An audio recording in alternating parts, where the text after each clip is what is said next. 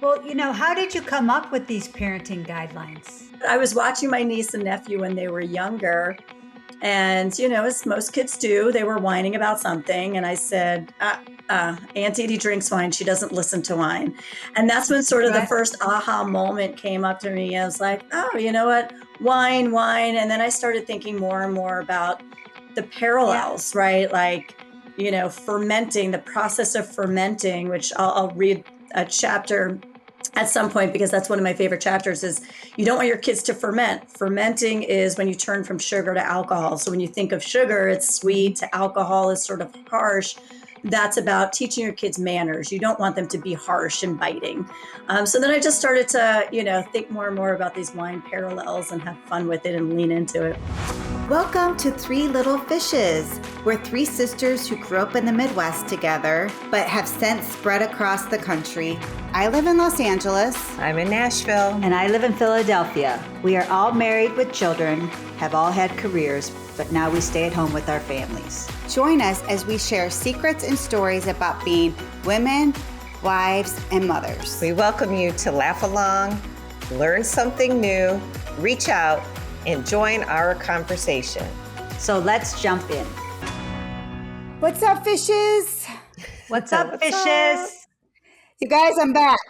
My voice is stronger today. Yeah, I'm you like sound feeling good. human. I'm glad you're back, Nance. Yeah, I that's ended good. up in the doctor's office over the weekend with pneumonia, but a little antibiotics, and I'm good to go. Yeah, Kathy, I'm I like love you. it. I'm like puffing on an inhaler. I know, I'm sorry. Inhalers are the worst. Well, How's everybody doing? At least you're doing good. Yeah, we're good here. All of our kiddos are home from school, so our house is buzzing. We're getting ready for company, doing all the things, getting ready. The big holiday. Same. I've been cleaning like a fool. My middle's home, so he's good. Happy to have him. He actually made some peanut brittle last night and burnt it. It was like, what is that smell in Yeah. the kitchen? I love that Trevor loves peanut brittle so much that he like makes it on his own. I mean, I think peanut brittle is kind of hard. It's tricky because you have to get the temperature just right. Yeah. Yes, So, our good for him. stove is hot. I say, Trevor, you can't cook this on high. Yeah. It takes a little bit of practice. But they were cute. Honestly, they were cute. My youngest was helping him, and they had the Christmas music going, and I was like, there's like a lot of cheer happening down here. It was awesome. So, Kathy, I love that Trevor loves to make peanut brittle, and I feel like I only eat our peanut brittle. So the Kuntz's peanut brittle. I think it is special. Like, I love it like Trevor. I have a problem with it. I could have it all year long and I'd be happy. But it is, cumbersome to make. So I get why Trevor burnt it because it is a little technique sensitive. But I actually think it's better than See's Candy, which is like a California-based company. Yeah. Yeah, I think it is too. Like Peter used to always it bring is. that home. Like that was his family's treat when his dad used to work in California. He'd bring it home to the family, and so now See's has kind of expanded, and you can get it everywhere in the States. But I think ours is better than theirs. Yeah, if I have agree. to say. I'm not sure exactly. It's not that complicated of a recipe. And I'm not sure what makes it so special, but it is actually incredibly good. So, well, you guys, maybe this is a good segue to get people to join our show, to join the pod and subscribe. So let's post this recipe, our famous peanut brittle recipe. The secret. So how do you subscribe? 3littlefishes.com/show notes. 3littlefishes.com/show notes. All you have to do is give your email and we will post our family's peanut brittle recipe. Okay, you guys, on today's show, we're going to talk about the buzz, and then we have a special interview with Danielle Frank. She just wrote a new book, and it's called A Wine Lover's Guide and Parenting. No, that's not the name. Guide to Parenting. It's to Parenting. Okay, her book title is A Wine Lover's Guide to Parenting, The Fine Art of Wine, and Wine Management. Okay. Yeah. Good So stuff. I it will like be it. it'll be a fun interview. Yeah. And then of course, That's what's great. for dinner? Okay, what's the buzz? Well, Rob Reiner. Yeah. How sad. I know the world's really grieving. They were a lovely family. Their reputation was stellar. And he was a brilliant director, humanitarian. We're like, it's rattling, right? Like Yeah, it's it is. terrible. Well, I mean, it's always horrible when you lose an artist of that caliber. But I think the more troubling, like shocking thing is that they were murdered in their house, By their allegedly by son. their son. Yeah. So it's just hit after hit. So That has to we're be, our biggest condolences to their family and friends, and it wasn't like it's a real loss. I think it had to do with a knife, which is very like, there has to be some very much anger involved in Yeah. someone to Intimate. stab somebody, right? Well, Yeah. I think that there's Sad. supposedly a lot of addiction and mental health issues. And, addiction it's terrible and it rewires the brain and it's no good. So our hearts go out to them. And Yeah, I feel bad for their kids. Yeah, Yeah. it's sad. all right. I also just want to say this is really, it means to what we just talked about, nothing, but finals have hit our house here at our house. We're in finals. Our son is totally, you can't look at him in the eyes. He's in such a bad mood. Mhm. I say Yeah. good morning and he's like, what? Like, How it dare is you? just, How dare you? how say- dare you make any eye contact or talk to me whatsoever? So I hope we survive this week of finals. And if you're in my same Almost boat, over. Yeah, I'm with there's you. Yeah. I Yeah, know, everybody's it's in hard. It's a hard finals. So week. good luck, everyone. It's a hard week on everyone. And then the other thing happening here is, again, is it's not in the grand scheme of things, it's not that deep, but we chose to get a live tree. I like getting a fresh cut tree, Christmas tree that we put in our house every year. Yeah, I it's love right it. behind you. It's beautiful. Yeah. I think about Yeah. Mr. Willoughby's Christmas tree. I love Yeah. it. I want to bring it Yeah. in the house. But what I don't love are the needles. And my cat is obsessed with my tree. Loki is attacking the bottom of it. And the amount of mess I'm finding every morning is crazy to me. She is a nut. She can't leave it alone. So this is why I actually don't understand why you still get a live tree or a real tree. It's not live, a real tree, because you're such a neatnik. I can't believe you live with all the needles. You either, Kathy. I just wanted to say one thing about Loki. Didn't you say she's also drinking the water out of the tree? Oh, yeah. And she's drinking the tree water. So not only it's also upsetting her tummy. So it's like, what are you doing? That's like so there's water gross. everywhere in the house, but she only wants the icky tree water. Oh boy. I kind of agree. I do not like the needles, but I do have a live tree because I love the smell of it, even though my Yes. allergies don't like it. It's like a double whammy.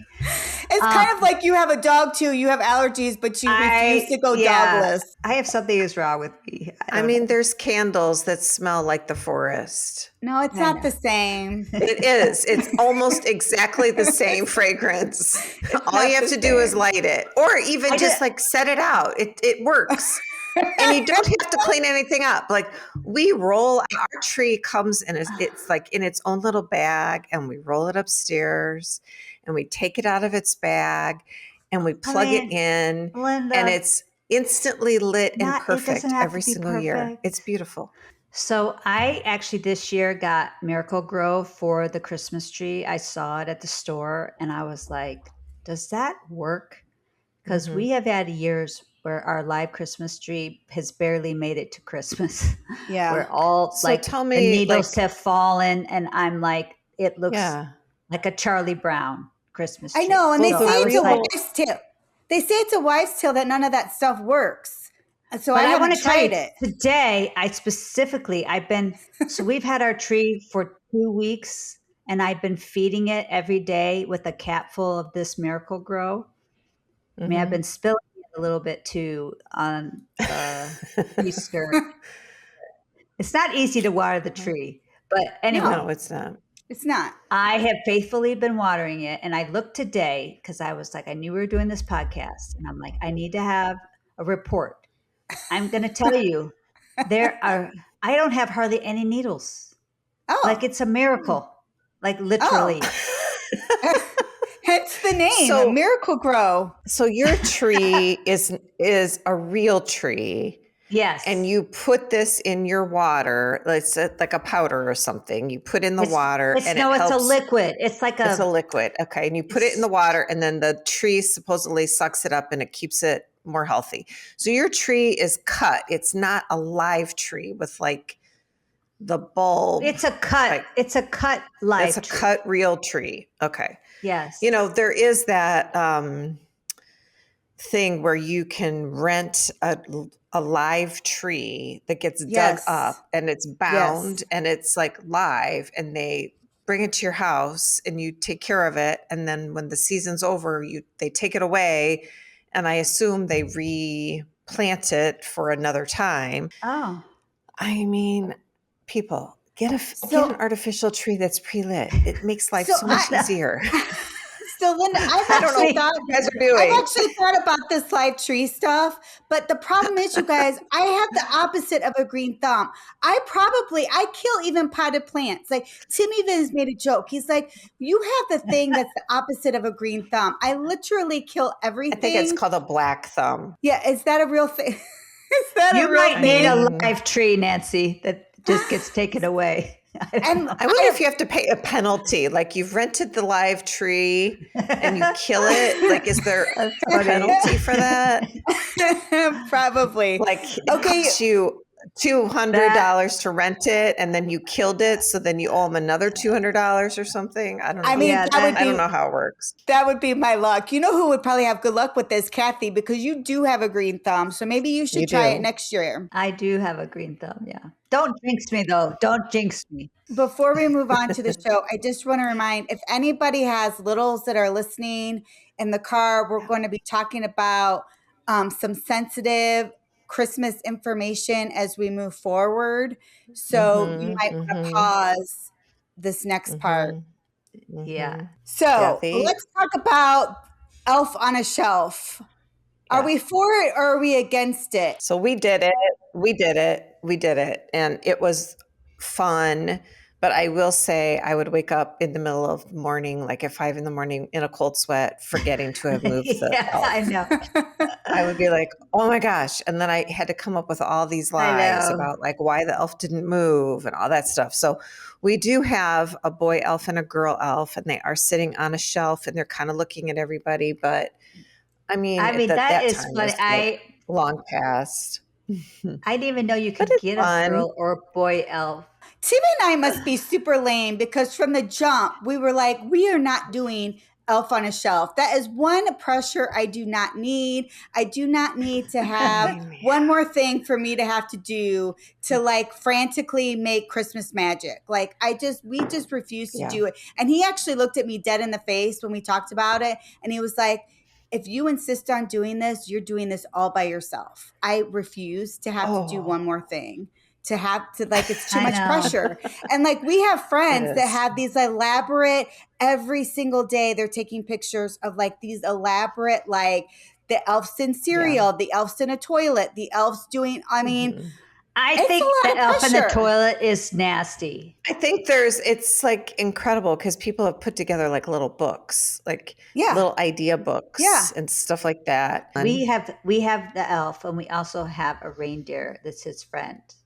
So, and we've had it for years, and I feel the same. Like it's a lot of pressure because we have forgotten the elf magic in the middle of the night, and I've been like, oh my gosh. And our elf. Have you gotten up in the middle of the night? Have you gotten up in the middle of the night? I have before. I have. Yes. Oh yeah, of course. But this year our elf hadn't made an appearance till today, so I'm not sure where it's been. He got delayed somehow. But he arrived today, so I hope my kids like it. Maybe the elf went to college and he got lost on his way home. Yeah, maybe he was at the bar. The elf was at Too the much bar. eggnog. Oh, that's hilarious. Yeah. Too much eggnog. I think the elf is fun. The only thing I do not like, which my husband showed me last night, and I was like, and he was really obsessed about it. He was like, "Have you seen these elf Instagrams with they're freaking out the kids because the elf is like Yes. doing bad things Oh, Yes. and making the kids Yes. cry?" what Yes. kind of I'm like- bad things? I don't like Like- that either. And I don't like it. I don't like those videos of the Grinch coming and like scaring everybody. Yeah, it's No, the same it is kind crazy. of thing. Well, one of It's it not- was the elf was in the toilet, and I It's think not they had Mary. like Fruit Loops or something, and the kid was like, "You want me to get the elf out of the toilet?" And like the kid was like, "Ah!" Oh, So no, I don't think the elf should be a nasty elf. Like it's supposed to be fun. that's not joyous. That is not Yeah. celebration. That's not like, not holiday-ish, Mary. No, right? I agree. Yeah. If you choose to do it, hopefully it brings you joy. That's what it's supposed to do, right? It's supposed to like Yeah. tick up the joy. Yeah, I let's just be chose joyful. You've heard it here. and we also just want to mention that Hanukkah has started. So for our friends that celebrate Hanukkah, Yeah, happy Hanukkah. Happy Hanukkah. Bring the light. Okay, you guys, let's jump in. Today we have a special guest, Danielle Frank. Do you guys remember that book, Go the F to Sleep? Yes. I do. So she was thought so it'd be funny. fun to kind of to pair wine terminology and parenting. Mhm. So Yeah. she's self-promoting this book, and we thought it'd be fun to have her on. Yeah, great. Let's take a listen. Today, our guest is a newly published author, Danielle Frank. She wrote this cute coffee table book called A Wine Lover's Guide to Parenting. And since the fishes love wine and we're all parents, we thought it'd be fun to have her on the show. Welcome, Danielle. Thank you. Thank you all so much Danielle. for having me. Yeah, we're happy to have you. You guys have such a fun podcast. I'm so excited to be here. Oh. Oh, that's sweet. So before we get into it, where are you zooming in? Like, where are our listeners hearing you from? I am in Santa Monica, California. So you're a West Coaster like me. I'm a West Coaster. Yeah, I migrated from New York 23 years ago. So that's why I was sick last week, because I went back to New York and I can't handle the cold anymore. Yeah. I am over it. Yeah, I think that there is something to it. Our blood has gotten thinner. Yeah. I feel the same way when I go back to the Midwest. 100%. I went to college in Wisconsin. I grew up in New York. I know cold, but I'm such a wimp now. I mean, here it's so funny. Our winter, it's like 50 in the morning when I'm walking the dog, but like if you see me out, I'm in Uggs and like a puffer. Not to be Yeah. dramatic. It's cold for us now. I know. I live the get same it. way. I live in Philadelphia, and we got snow, our first snow, like 5 inches, and it's freezing. Oh yeah, you guys So got hit hard. My sister I'm like still, bundled up. she's in New Jersey, and I've been seeing all the pictures of everybody being snowed in. It's pretty, but I don't like it either. So Danielle, talk to us a little bit about your book. It's sort of like a fun, tongue-in-cheek book about parenting and wine, and it kind of uses the same wine lingo for parenting. Tell us a little bit about how you came up with that idea. Sure. Yeah, I've worked in the wine and spirits industry for over 20 years, even though I'm only 21. I know, do the math, it's crazy. Yeah, and I also, I've always had this creative outlet of writing that I enjoy.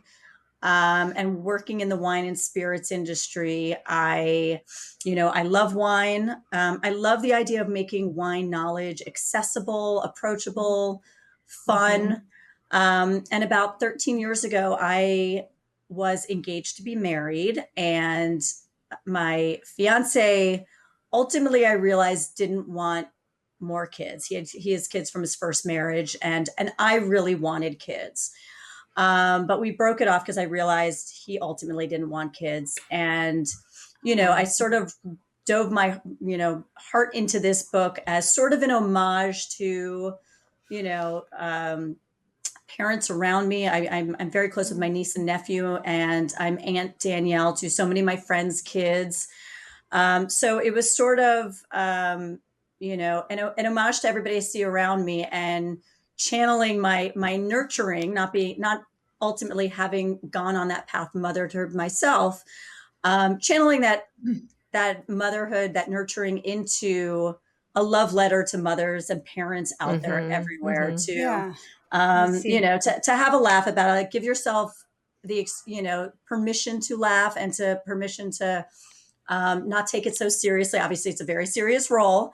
But yeah, this book is written like a children's illustrated book. So as you can see, it's illustrated. It Yes. Yeah. looks like Yeah. it looks like a children's book. It all Yeah. rhymes, but it's Yeah. not made for kids. It's made for adults. Mhm. As it Mhm. parallels how to raise your kid well to wine Mhm. terminology. And every time I use a Mhm. definition, use a wine terminology, I give the definition to educate the reader as well. Mhm. Yeah, I actually love the illustrations. I thought they were well done. The guy They that I are. found to do the illustrations just nailed it out of the park. Like, I sent him my book, Yeah. and I was like, let me see your vision. I sent it to a few people, and I said, show me your vision for chapter 1. And this Yeah. guy, he's in Indonesia, and he just nailed it out of the park. So Yeah. I plan on using him again for my second iteration of the book, a Whiskey Lover's Guide to Dog Breeds. Oh, Oh, that's fun. So you already have a follow up in the works. That's amazing. Yeah, I self-publish. I went through hybrid publishing with this book, which is sort of like self-publishing, but you're paying for everything, but you have a publisher guiding the process. Okay. So I certainly hope through all the promotion of this book, maybe a publisher, a proper publishing house will hear about the next book and want to do that one as a collaboration. So yeah, it's fun to always keep working on the next project. Yeah, I love that for you. Yeah. How did you find an illustrator in Indonesia? There's a site called Fiverr. I think it's called Oh yeah. Fiverr. Yeah. Fiverr, yeah. And so, yeah, somebody had told me about it. And so you can look at different, you type in what you're looking for, in this case, obviously an illustrator, and you can see Mhm. just samples of what they have up. So there's, a lot of people that have like anime illustrations. That's not the direction I was Mhm. going in. So I was finding people that were similar to the look that I was looking for. And then I reached out to 3 of them, paid them each to do chapter 1. And when I found this guy, Eris, I commissioned him for the whole book. He did such a good Awesome. job. Yeah, it's really sweet. He did a nice job. It has a good vibe to it. Did you find the journey of being a self publisher? What was that like? Was it exciting? Was it hard? What was that like to take that role on solo? Yeah, so it's as I mentioned, I wrote this about 13 years ago. But I'm just, with all the life pivots I've taken career pivots, obviously relationship pivots. That's what life's about. And what I've learned along the process is really embracing the pivots and leaning into it, right? Mhm. It can be Yeah. very empowering. If you're just gonna wallow in the fact that things didn't happen as you planned, then how is that going to propel you forward on the path that you're on? mhm. And so on Yeah. this new journey, I wrote this 13 years ago, but at the time it was a little bit more difficult to, publishers don't want you unless you have an agent. Agents don't want you unless you've been published. And back then, Right. it seemed Oh, like, we didn't use the internet as much as we do these days. So back then it seemed like everybody had a different process. You had to send in your physical book. Everybody needed a different cover letter, this process, that process. So I shelved it for a while because it was very daunting. And then I've heard about this hybrid publishing model, and this has always been the project. I'm very good about trying to check everything off my life's bucket list. Like, I've always wanted to go on a game show, so I did that 2 years ago. I checked that off the Oh, list. Yeah, it was so much fun. what game show? $100,000 pyramid with Michael That's Strahan. amazing. Did you win? I went to the winner's circle. I won a little bit of money that Uncle Sam took most of, but it was just so fun. I mean, it was such a fun experience. Yeah, I got stumbled on like 1 or 2 of the one or two of the clues. And, now I lay in bed every night. I'm like, I should have said this, should have said that, of course. Oh, But it was so much fun. But after that too, it's, I was like, what's next on my bucket list? And this project was always something that I said, if I do nothing with this, it's going to plague me on my deathbed, because everybody that's read it Yeah. just always enjoyed it and loved it. So I knew I had to, get it out there in some capacity. And then once I started hearing more and more about hybrid publishing, because self-publishing sort of scared me a little bit. So this was a great learning experience. To your question, it's hard. It's still hard. The promotional tour I'm on, it's like I work every single day on top of my day job, trying to get this book out there, because I don't have a big publishing house behind me. So it's a lot of work, but it's also a lot of fun. I mean, it's fun to bring, your creation to life. I'm having a blast doing a whole podcast circuit and doing all that. Like, it's so much fun, and it's so much fun to talk about this passion project of mine. But yeah, it's a lot of work, a lot. I know. Well, we understand that, like being like our podcast, trying to promote it and get yourself out there. It's challenging, right? If you don't have like big backers or celebrities like backing you to get your name out there. So we can appreciate that. Yeah, it's really amazing. I mean, yeah, of course. Like, I'm trying to get it in every celebrity's hands. I just signed up to do a celebrity gifting bag, included in celebrity gift bags for Mother's Day, which would be perfect for this.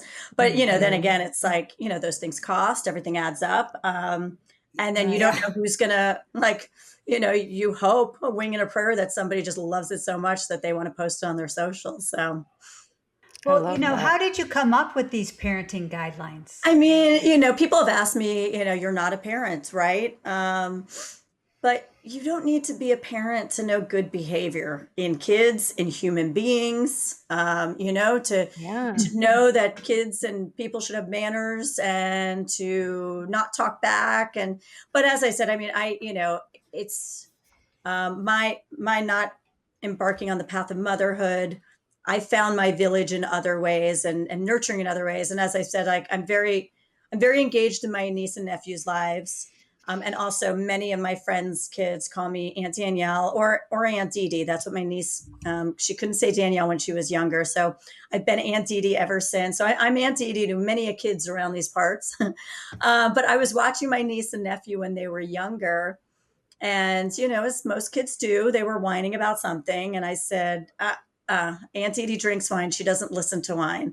And that's when sort of the first aha moment came up to me. I was like, oh, you know what? Wine.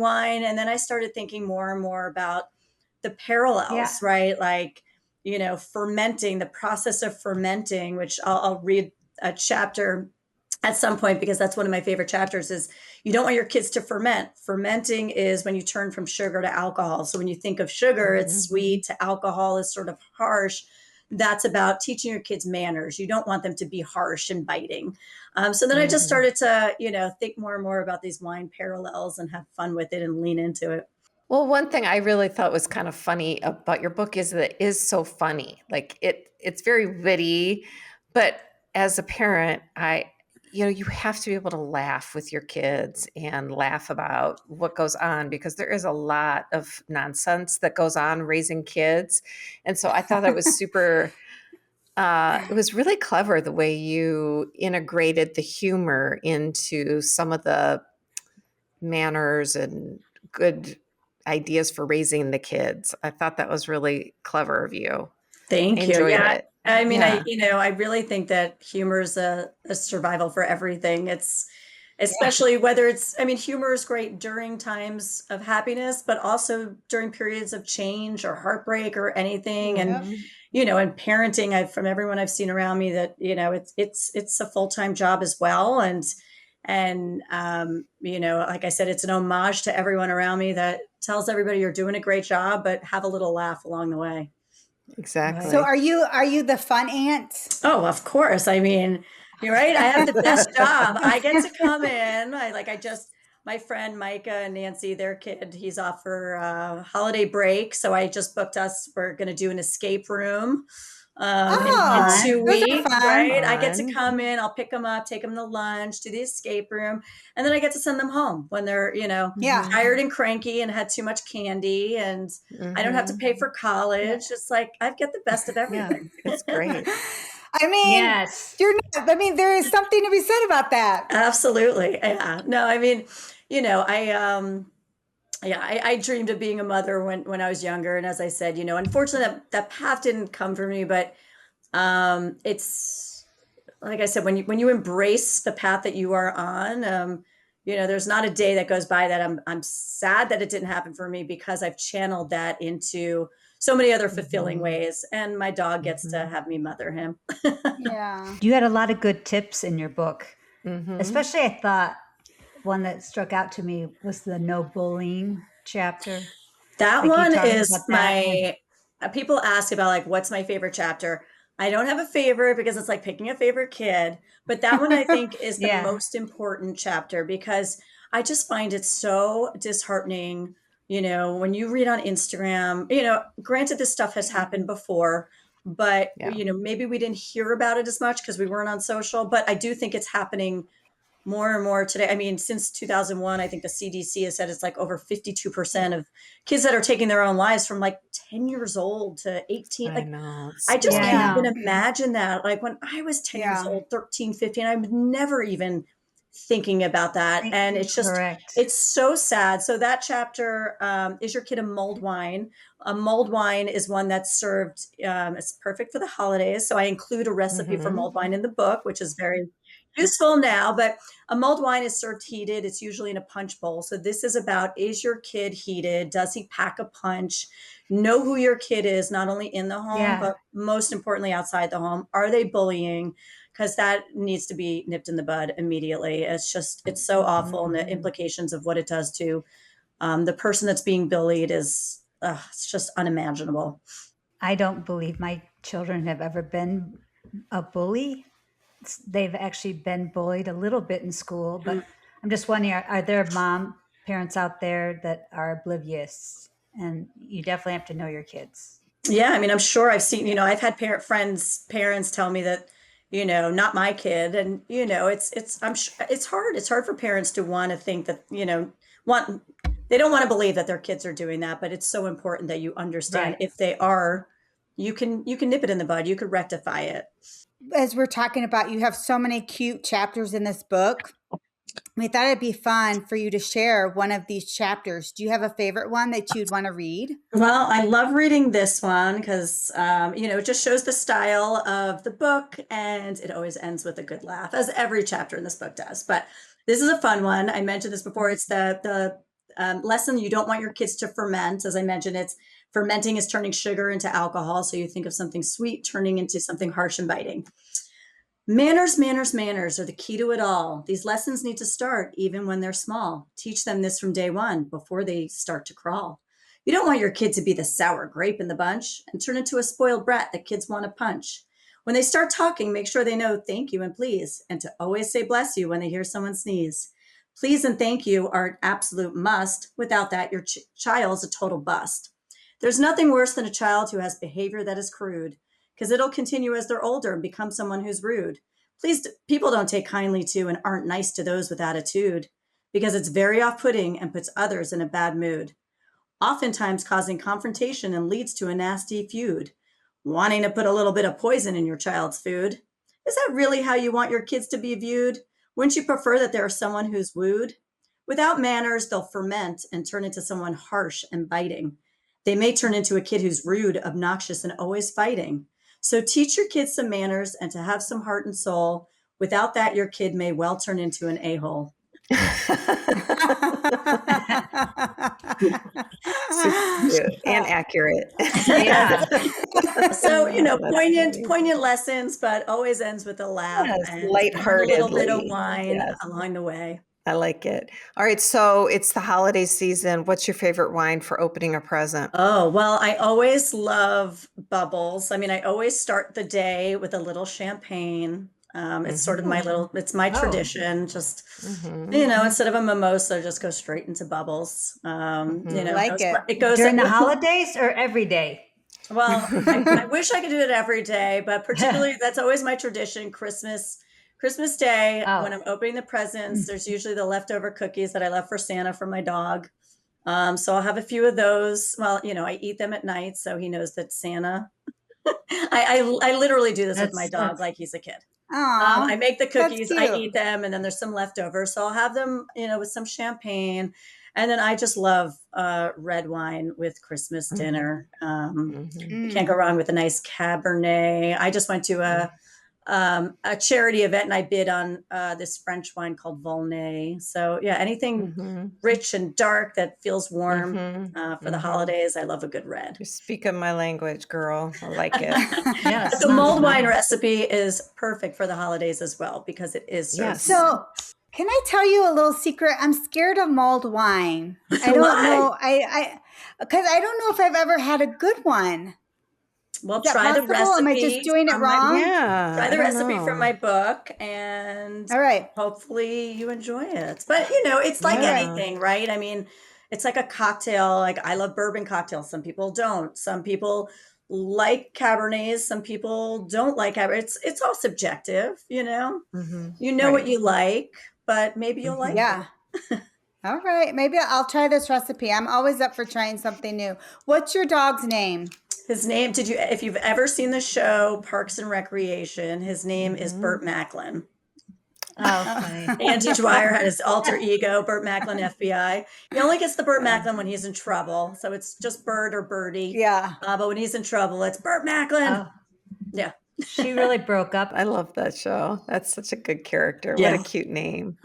So, Danielle, where do people find your book? My book is online at Amazon.com and BarnesandNoble.com. It's great for Okay. parents, aunts, uncles, It's a great little Christmas gift, maybe even a Right. housewarming for like your mom's group. and anybody that likes a good humor book or just wants to learn about wine. It really is for everybody. And especially baby showers, holiday gifts, it's great to Yes. pair it with a bottle of wine, or if you're going to a baby shower, pair it with a little onesie. It's great. Something for the baby and something for the mom.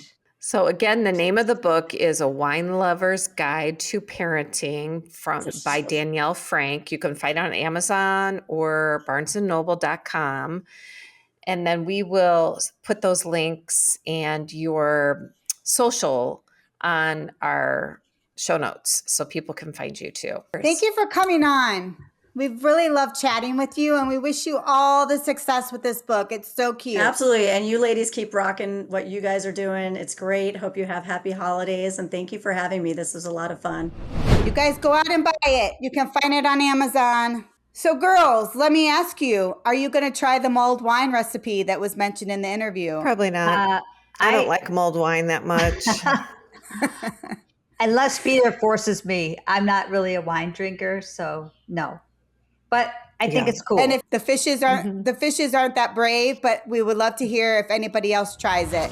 Okay, what's for dinner? So I have been sick, as everybody knows, so we've done a lot of takeout. So last night I refused to do takeout, and I just threw something in a crock pot, and I'm going to share it because it turned out. So I threw Good. some chicken breast in a crock pot, and I added some tomato sauce and some chili powder, some cumin, some onion, garlic, and I just set it on high for 2 hours. And then I cut it up and I threw it in tacos. Everybody thought that I had made this like delicious dinner, and it was literally, I just made it up and it was delicious. So You if you're in a MacGyvered your pinch- dinner. I love it. If you're in a pinch, give it a try. We'll put it in the show notes. Okay, Sounds good. so one little thing that Kathy and I also want to mention that we have Linda's birthdays today. It's her last birthday in her 50s. So we feel like in Fish's fashion Oh, that we have Getting to up give there. a little jingle to the original Fish. So if you guys can bear with us, here's a little jingle for Linda and her birthday. It's a birthday bash. Let's raise a cheer for someone with a heart that's crystal clear. Witty and charming, always on part. A spark in the room, they light up the joint. Helpful hands, they lend with grace. with a sixth sense for your needs, right time, right place. With a dash of sass and a pinch of zest, they cook, they serve, oh, they're the best. Full of gusts, they entertain with flair, everyone's gathering brighter when they're near. Loves to eat and whip up a treat, a chef in the kitchen, how sweet. The best older sister, loving and strong, guiding with wisdom all the day long. So here's to her birthday, bold and bright, with a good heart, good food, and pure delight. Happy birthday, Linda. Happy birthday. Oh, that was sweet. Thanks, girls. You guys make my birthday special every year. I appreciate it. Thank you. Another decade. Charming as always. Thank you. We love you. You know that.